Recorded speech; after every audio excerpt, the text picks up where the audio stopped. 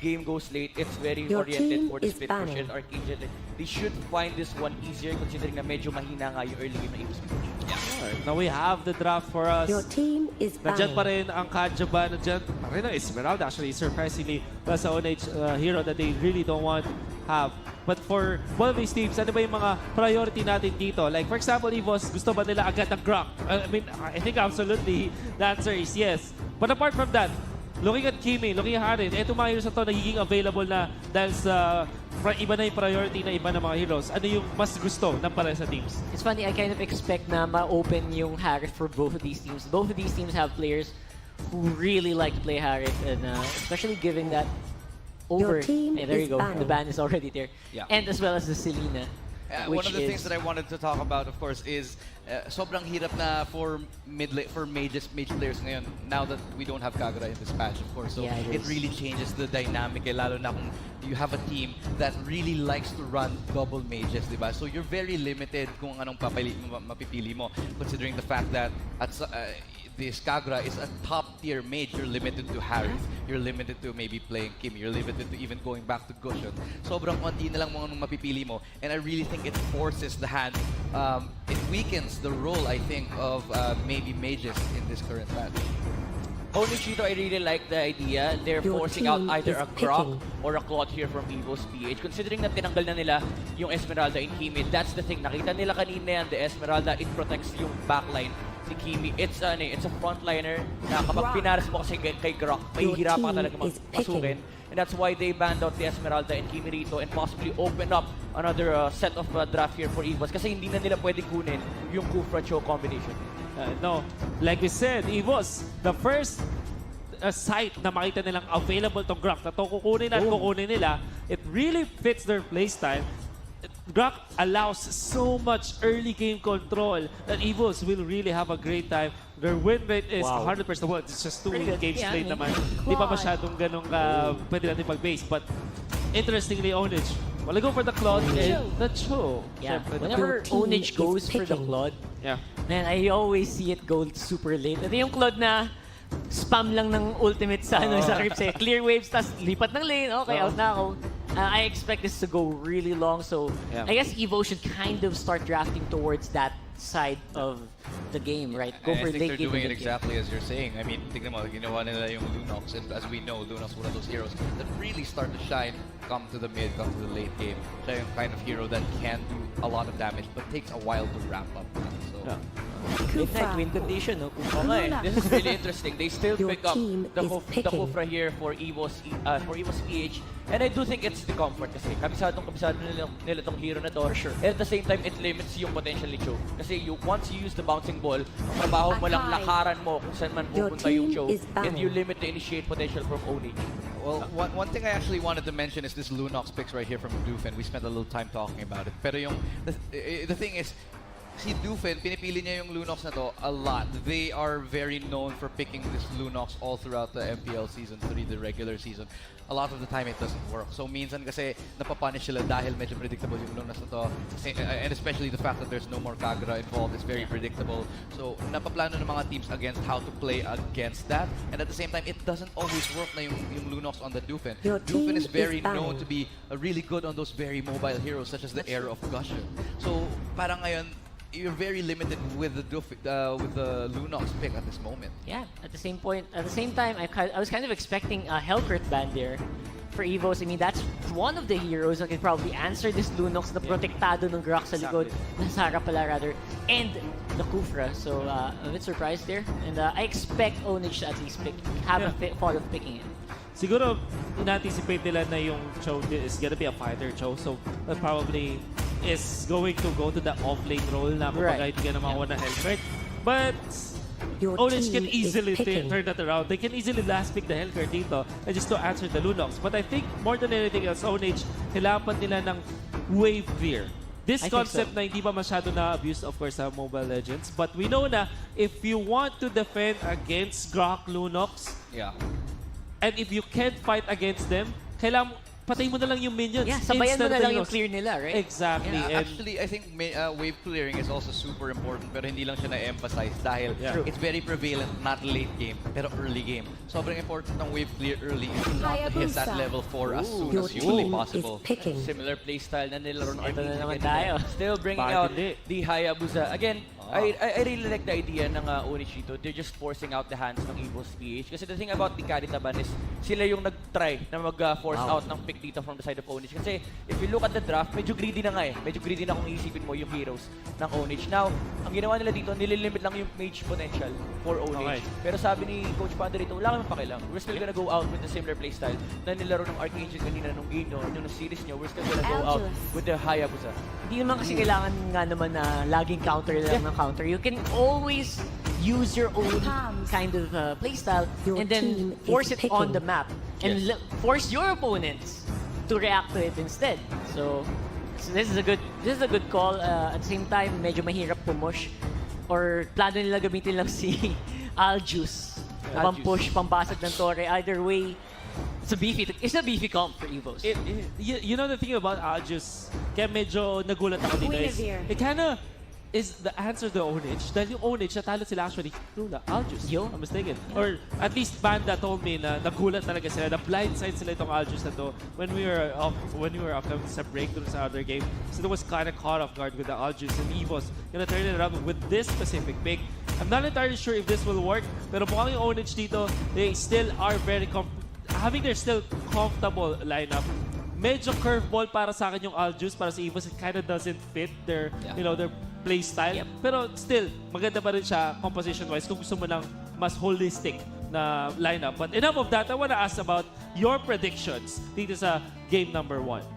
And it's kind of hard to predict against that. I feel like it's gonna be again, win condition natin dito. It can do finishers actually do strongly. And other than that, Lunox, can the Lunox stay safe? Yun. I think that's gonna be a EVOS win for me either way. Yeah. Alright, EVOS, how about you? I'm gonna say Arkangel Ownage is gonna take this kasi I'm not entirely convinced about the Lunox pick myself. I mean, we presented our reservations about it na medyo alanganin kasi yung Lunox na to. And I think I have yet to see any evidence na successful yung Lunox at this stage. And yeah, that's just about it. So, you're rooting for Ownage? Ownage. Ownage, alright. How about you? For me, it's EVOS. I have to disagree with the point na in-establish natin kay Aljus. It's a really good hero against, especially the lineup of Ownage kasi kita mo lahat kung kailan ka pwedeng lumaban, may timing ka, and you have this amazing rotation in the form of Grok. So mabuboost, mapapanel nila yung resource kay Lunox, and in return, yung mid-game power spike ng EVOS na hinahanap natin, dun nila makukuha. Alright. So, it's another split panel, but this time favoring EVOS. Pero mas malupit yata ang duo natin. It's gonna be Magic with Butters, and we're gonna give the floor to them. Mas malupit, humagupit, paring Wolf. Isang mapagpalang Sabado sa inyong lahat. Ako si Manjin, kasama ko si Mayor Butters. Yan, ngayon, para sa ating elimination game, EVOS-PH versus Ownage. Paring Thurs, mainit na naman ang laban natin. Sino ang matatanggal? Hindi ko pa alam eh. Hindi pa natin alam. Para malaman natin, let's head into the game. Let's go! Hop! Wala pa. Iba pala. Mamaya. Ayusin natin mamaya. Alright, EVOS Roar para sa blue at Segway is coming naman para sa red side. Eto na ang split screen natin. 15 seconds. Lepot ang gagamit dito ng Claude. Bimo ang Joe. Pusake ng Akai. Si Guinevere gagamitin ni Exot. Si KTD naman ang Hayabusa. For the side of EVOS-PH, it's going to be Honda on the Cupra. Dexter will be the Grok. Dupen as the Lunox. RG will be the Tams. And Haji on that Aldo. Magkaibang playstyle, Kuya Butters. Isang kumpugan at isang splitan. Sino ba ang mas malupit na galaw dito, Kuya Thurs? Tatandaan mo si Dexter dito. Isa siyang malaking buti. Si Dexter, gamit niya si The Grok. Si Queen The Grok Johnson. Ako po, medyo tagilid dito, Kuya Thurs, ha. Yung combo nila dito, si Dexter, maghaharang ng Grok Black, tapos itutulak lahat ni Honda Cupra. Ganun ang mangyayari, Barry Thurs. Kumbaga, simple na skills, pero titignan natin dito, medyo mahirap i-pull off yun, but let's see. It's possible with EVOS-PH. Especially na yung galawan dito ng side ng Ownage ay paisa-isa no? Kasi from afar, long distance, kaya nila kagad kumuha ng pick-off. You have the Cho, you have the Guinevere na din yung special migration, and plus, yung Claude at saka yung Hayabusa, perfect heroes yan for the split characters. But still, you have to take into consideration yung sinabi na panel natin kanina. Ano yung sinabi? These two are very, very crazy heroes. Ay, nako, oo nga, kailangan muna nila magkaroon ng farm, kailangan muna nila ng kakaunting item spike dito, probably to burst down, Honda and Dexter, paring Thirst. Pero let's talk about Dupen once again, isa sa mga pinag-uusapan kanina. Si Dupen kasi, kung iisipin mo paring Thirst, kumbaga sa basketball, galawan niya dito parang Ben Simmons. Malakas siya, mayroon siya mga mechanics, pero hindi siya umi-score. Kung makikita mo yung stats kanina, karamihan doon, puro assist. 10 assists and 7 assists. So kumbaga, hindi lang dapat natin tignan dito yung pagiging Mage King niya.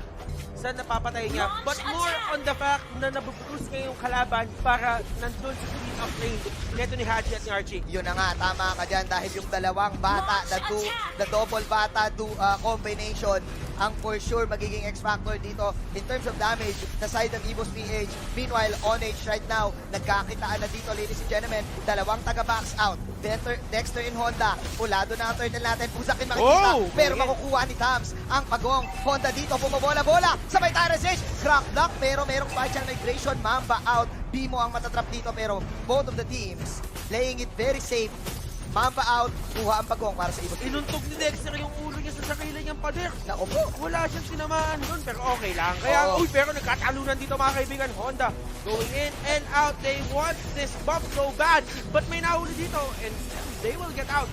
Nako po, Kuya Ters ha, parang ang may hindi pa tayo nakikita dito, ang Aljus ni paring Haji na having the time of his life doon sa bandang top lane. Again, there's the threat of the global presence na meron yung chase rate natin. Aljus standing in a 1,480 gold, Kuya Ters. Pusakin dito, actually getting focused, but Pusakin will be using the Hurricane Dance to get away. Naku, pero dilema ba dito ng Ownage, pare? Kasi looking at their lineup, lahat din sila puro melee dito. Kailangan nata nila lumapit ng kakaunti. And Honda nahuli si Exort, and that is going to be your first blood. Okay. Dexter and Honda combination, and Archie will be joining the fight as well. The double, Ayaw nila Bimo. Ayaw ni Bimo. the double bouncer, Kuya Ters. Honda and Dexter, si Yugi Boy. Mga kaibigan, ako, si CKDD ang target. Oh! Crack! Black! Crack! Black! Can you smell what the crack is cooking? Grabe naman si Dexter dito, boy. Dalawang close line. 1, 0, 2, 3 kills para sa EVOS-PH. What can Ownage do? 4 minutes. Eto na ang hinahanap ng EVOS, Kuya Ters. Oy, ayun, mga kaibigan, Tokyo Trip. Toki trip! Archie, minsan! Ah! Pusakin once again. Very commendable, Kuya Ters. Pero teka lang, may clash na naman. Shoryuken dito. Dupen, naging bola. Okay, nandito ang Quadrado. Oy! Papabalik. Papabalik. And they actually get it. Dupen will go down. Honda Nako, still. They susunod still pa. want more. Sabi The ni knockout Honda. is there. Walang mga Ay! ultimate dito. Pero eto na. Oh, UFO! si Aji, the Wonder Kid. Ang unang Wonder Kid. Okay. 3-2, ladies and gentlemen. Honda, sinubukan niya lahat ng kanyang makakaya to save Kuya Dupen dito. Pero kinulang at dahil doon, Ownage getting what they want. The split type combo. Look at Claude ngayon with the marksman emblem, Kuya Ters. Talagang no-normal siya dito. Usually nakakita tayo ng assassin emblem on that one to probably gain the blazing duet damage. Pero dahil dyan sa marksman na yan, no-normal yan sa likod. Sabi niya dito, hindi natin kailangan ng sobrang daming kills. We're not aiming to get kills here. We're aiming to let the Claude scale up. Kumbaga, Yun yung idea. sabi nila dito ang ML naman, hindi naman yan about kills eh. About lang yan sa pagbasag ng base. Ba't ba kami kikill? Pwede naman mag-usag yan. Pwede naman mag-usag ng base. Hindi naman kailangan lumaban lagi. Tama, Still tama. on the top lane, there's a bit of disturbance here. Bimo, uy! Grabe. Sobrang layo nun. Ang layo ng sipa. Black Magic. Medyo nagkaroon ng massive yung paka nun. Ang layo Naku ng po. pagkakasipa. Pero yung pagong dito, yung target, Bobby. Naku, 2 bar na lang. Habang si CKTD, pinagkakagat-kagat ni Pinsan, Archie. Pero may umiikot na naman dito. Nakakuha na naman ng EVOS ng pagong. Tumatakbo si na paring Exort. At there's the Glock block. Pero pumasok ang facial migration. Pero ito, 1v1 with the great one. 1v1 with the great Lembot. one. Lembot. Ito na, Chase Page pumasok. Blazing Duet, Oh, mga sila pa! kaibigan. Ah! Kinuunyatan! Ah! Kinuunyatan! Yun ang mahirap. Naku po. Yung tinatawag na KK. Ano yung KK? Kinonyatan, ngunit kulang. Kinonyatan, ngunit kulang. Bitin yung konyat. Kuya Yun yung Third. konyat. Ang mahirap kasi doon, ba't mo nga ba kukonyatan yung taong may baril? Siyempre, lugi ka talaga doon. Lugi. Mauna yung baril, Kuya Third. Tama ka naman dun, that's right. That's right. That's 6 minutes in, 6 kills in total. Ladies and gentlemen, looking into the items dito, Claude, having the Purify Lembot, meron na rin siya ditong Demon Hunter Sword, Kuya Thurs. Sinabi nga kanina ni Kuya Dogs, even though 5 minutes 13 Demon Hunter Sword niya dito, nagkakaroon pa rin kasi siya ng space. Incoming na rin yung kanyang Golden Staff dito, pare. Yes, and that is the key to Ownage's victory. They don't have to take a lot of these fights to actually just win this. Correct.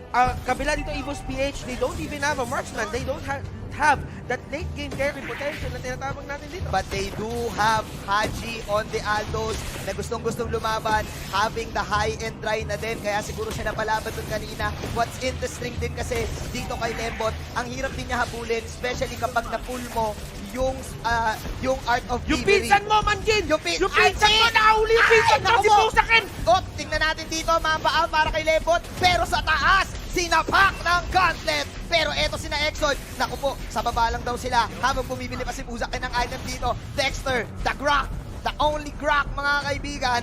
Hop, Op, Exort. oh, Exort, nahuli din si Exort. Naku po, si namoy, Dexter. namoy. Hop, ito, Oxygen, Shoryuken. Oh, naku po, Oh, ito na. Naku, Walang dash. Sabi nga, walang dash. Habulin may yan. UFO, may UFO. UFO! Sapat! Ah! Oh! Oy! Ang kaya naman ng mga nakap! Galing tumalon pang Chinese Garter, mga kaibigan. Nako, eto si Lembot dito. Oh, nagkakasipaan na naman. Laro ang kalsada ang laban. Habang si Duben, Chaos Assault. Bimo! Oh. Bimo! Try to run away! Isang konyat! Konyat! Isang konyat ka lang, sabi ni Haji dito. 2-1-2, paring curse. 4 kills ang kanyang naiambag. Lamang ang EVOS ngayon in terms of gold. At ngayon, rekta. Rekta palit kamiseta. Rekta tayo dito. Si EKTD is actually going for the sit push. Yun na yung ginagawa niya. Pero nakita ni Buzaken dito. Sabi ni CKTD, bahala na ko nyo dyan. The CKTD way is here. Buzaken, sinasay ko lang sila. Pero nawala ka agad dito. CKTD nasa top lane. Tumitipi na si Vincent Archie. Tingnan natin ngayon. Dito si Bandang Kupra. Okay, CKTD. Easy to the easy. Mamba out with it. EKTD, that's what he does best. Ito yung trademark na nakilala natin sa kanya. Correct. And he's a pro at doing it, so stick into their gun. Di mo naman babansagan na CKTD kung wala talaga sa hulog. Kuya Thurs, standing in the 1-2 on this Hayabusa, probably makakapatay. Ang hirap din sa position niya ngayon, hindi siya makakapatay kagad ng isang hero. Having the sustain on Archie, Haji na din, Dupen with the Order Brilliance. How do you play this Hayabusa? Don't get kills, just get towers, Withers. Technically, kasi parang Manjin, CKTD is one of yung hero ni CKTD dito is the Hayabusa. So Oo. that means you need to utilize your ultimate to get kills. Oo. The only problem is, Dupen has a way to escape it. Archie gets tankier. Correct. Haji has certain amount of Sustain. certain seconds of Oo. immunity. Tama. Pero ngayon, Kuya Thurs, sabi ng EVOS dito, it's time to roar. Dahil pupunta na kami sa top lane. Pumasok si Elastic Man Honda dito. Meron siyang immortality. Ownage ngayon. Sabi nila, teka, Depensang, Marino, Archie Yes, having mate, a he wants Konya blood. technique. Konya, oh! The Ninja Way! Fighting Dreamers! Okay, pero walang magkakabatayan dahil mabubuhay, mga kaibigan. Pero nasa ng top lane. Naku po, nakapitas na naman ng isa na wala si paring Vivo. At EVOS-PH, magro-roar na nga ba? Dahil kumakatok na sila, buksan nyo, papasukin ako! Pusakin! Eto, binobola-bola nila paring Honda. CKTD na mabilis lang din. Shoryuken para kay Exort, pero walang magaganap dahil magpupush ang EVOS sa bandang mid. Nakakatakot din kasi lumaban dito sa side ng Ownage. Kasi unang-una, nilalagyan sila ni Dexter ng checkpoint. Nilalagyan sila ng harang. Oo, may nilalagyan sila ng harang. Kapag nakuha ka ng checkpoint doon, pag wala kang ID, Totoo yun, totoo yun. No entry. Especially sa EDSA, ganun talaga yun. ganun talaga yun. Delix, kailangan mo magbayad. O parang sasabihin sa'yo ng checkpoint. Boss, wala pa tayo dyan. Magkamaganyan. Pero, kidding aside, paring Thurs, especially na melee lahat ng Ownage, isang harang lang with the grab back, the grab block. Paano ka nga ba talaga papasok sa kalaban? alam mo, yun yung pinakatanong eh. Kasi once you get in, you never go out. And that is the question for CKTD. How will he fight this? Kanina yung pa sinusubukan mag-split push dito, but EVOS-PH, they're actually very active into splitting themselves up all throughout the map and just pressuring the lanes towards the side of Ownage. Under pressure. Sabi nga dito ng Ownage Thunderbelt para kay Haji Holy Crystal naman on Exort dito. We are now in the late game. 12 minutes in, 4 na kills ang kalamangan ng EVOS. Talagang lumiit ang mapa ng Ownage dito. Even though ang aaga ng kanilang mga Athena Shield. Again, Dupen, look at the assist, paring Thurs ha. 3 and playmaker yan. 1 scorer yan, boy. 1, 2, 3. Chronological order, RG dito. They're just keeping up the pressure, and I do like this idea coming out from EVOS-PH. Because they know that Lembot is scaling. Lembot doesn't have Bounty Hunter. Correct. So as long as they're taking the fights, and if they lose 1 or 2 heroes, Lembot won't really take, alam mo yun, parang extra gold Extra from gold, oo. Kumbaga, sa ano lang naman siya dito eh. No normal siya dito kasi aasa siya sa mga kasama niya na humaharap, na nang babox out, Kuya Thurs. And right now, we are actually seeing On, EVOS. yep. They're just there. Nagkakaroon Chilling lang, out. ladies and gentlemen, ng konting basa ang EVOS ngayon sa pwedeng maging galaw ng Ownage. One wrong face check can actually determine the game right now.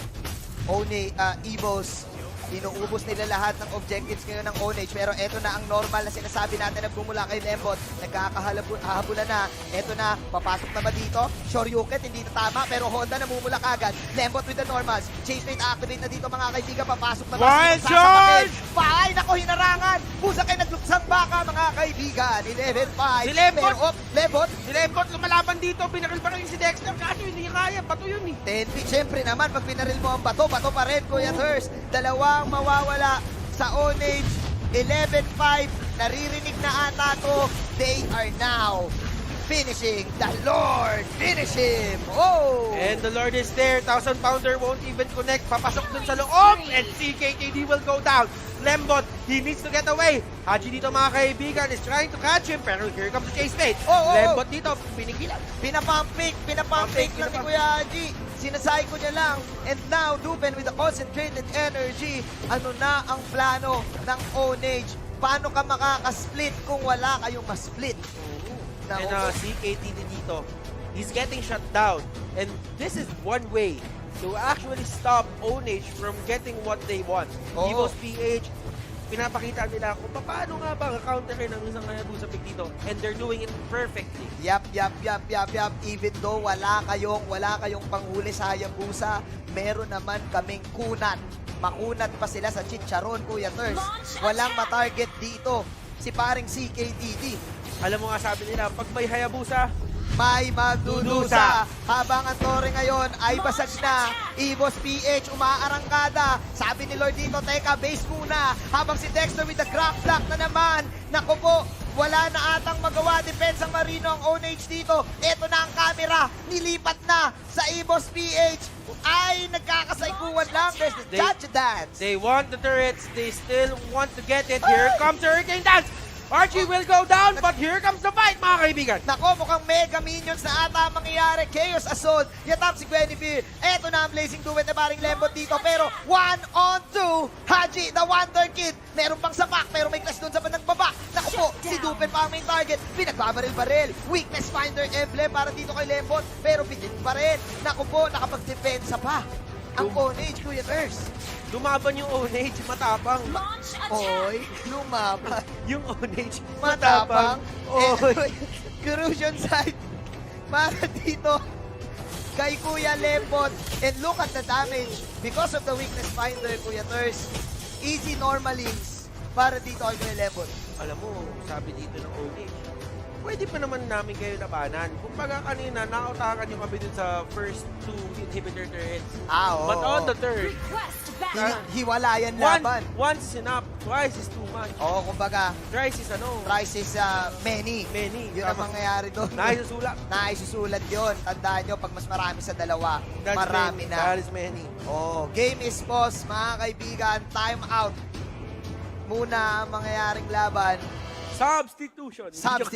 Joke lang wala sub dito. Oh, EVOS on the verge to victory, paring Ters. One wrong fight can determine the game. Yes, and technically, gumagana din yun para sa side nila. One wrong fight can actually lose them the game as well. Pero umaabot na kasi tayo sa point na unlimited na yung damage output na meron yung Aldous dito eh. Ni paring Haji. Sinubukan siyang i-shutdown kanina ng side ng Ownage. Pero parang walang magawa eh. Parang bitin eh. Even though there's the kill na nagmula kay Lembot, nakapag-farm pa rin yung Aldous eh. As long as EVOS keeps on picking those fights na hindi nila kakayanin, Oo. paramdam ko kaya pa eh. Kaya pa balik na rin ng Ownage dito. Pero, ang pinaka-problema nila, nakasalalay sa pagkakamali ng Ownage, yung pagkapanalo nila. And that is one hard position. Sobrang to take. hirap nun. Oo. Kung ang win condition nyo ay pagkakamali ng kalaban, ba't pa kayo may win condition? Oo. Napakahirap, ladies and gentlemen. 52K ang pera ng EVOS PH. Eto na, sabi nila, Kuya Manjin, Kuya Ters, gusto na namin tapusin to. Item check tayo, mga kaibigan. And right now, looking at the Kufra, everyone is stacked. On the side of Ownage, a bit of a Konti few pa, thoughts oo. na hindi pa nagagamit siya. But still, as long as the game progresses, Correct. kaya pa rin nila angatan yan. Pero ito ang good news sa kanila, Lembot has items. May item si Lembot dito. Pero nais ko lang balikan yung mga sinasabi ng analyst natin kanina, Kuya Ters. Kailangan na ata i-release talaga ng EVOS yung Cupra Hero dahil sila ang isa sa mga naging successful with this one. At napag-usapan natin kanina, if you're a Cho and you're up against sa Cupra, habang nagdadash ka, mauuntog ka sa bola. Mauuntog ka sa Oo. bola. Eh nakita natin din yun kanina kay Kuya Exort. He Oo. tried to dash out, pero tinamaan siya ng bola. Tandaan mo, pag tinamaan ka talaga ng bola, hilo ka. Ganun ang mangyayari, Kuya Ters. Tama naman. 17 minutes into the game, Lembot going in for the art of thievery. Tamang focus lang siya dito. Konti na lang ang buhay ng kanilang tower. Fuzaken standing in almost at 8,900 gold. Oh my G. Ownage dito, what will they do? EVOS PH, they're just going at it dito sa mga lanes, just trying to push it. But Ownage dito, There is the pressure. There is the pressure na hinahatid ni paring RG dito. Makikita, mga kaibigan, nagkakitaan doon sa bandang Lord. Eto na, launch attack. May nagsasabi dito. Sabi ni Dupen, it's time to play the game. Let's go, sabi niya, Kuya Ters. pero sabi dito ni, uutakan sana ni Aljus, kaso wala, mabilis din yung utang dito ng Ownage. Siyempre naman, pag pumunta ka sa Lord, pag hinahabol mo yung camera mo, maririnig mo din. Oo. Kaya kumbaga, sabi ng Ownage dito, wait, napanood na namin to. Alam namin ang split technique. Sinasay ko nyo lang kami. Alam namin naglo-Lord kayo kanina. At dahil doon na-negate ang Lord, tamang stallmate, tamang stall game muna. Pero Dexter na mula dito. Wild charge out, Kuya Ters. And this is the perfect time for them to actually fight. Dexter is low. One of their, sabihin natin, one of their playmakers, wala na yung wild charge dito. Ay, naku po, cool down. Yun ang nais nating sabihin dyan. Pero Lembot, tumarget dito. Mukhang makikita sila dito, ladies and gentlemen. And Honda actually does see them. Okay, ito ang Chase Fate. Ito ang Tyrant Celebration magaganap. Sparkle Mediation. Naku po, mamatay pa dito ang Cupra. Pero nag-activate na ang kanyang immortality. Leading duel sa bandang kabila. Habang may Hurricane Dash, medyo magulo ang ating laban. Duel. Naku po, 3 hit ata mga kayo sa tol dito. Si Budak ang kanyang target. Oy, pero Bimo. Bimo, naku, isang 1 hit ka na lang. Pero double kill si paring Haji. The Wonder Kid may Chase Fate pa. Isang Konyak pa. Pusakin! One more hit. Takbo! with Kamay Konyak lupa! Stick. Pusakin! Naku po. Hop. Sabi ni Haji dito, easy lang. EVOS PH winning that skirmish. Tatlo ang nawala. Lumipat na ulit yung camera sa kanila. Eto na ba ang katapusan, Kuya Ters? 19-minute game. Killing spree ang Cupra. And Fuzaken, what can you do? Hurricane Dance, desperation move! Oh! EVOS BH will win game number 1. Hear me roar! Malalan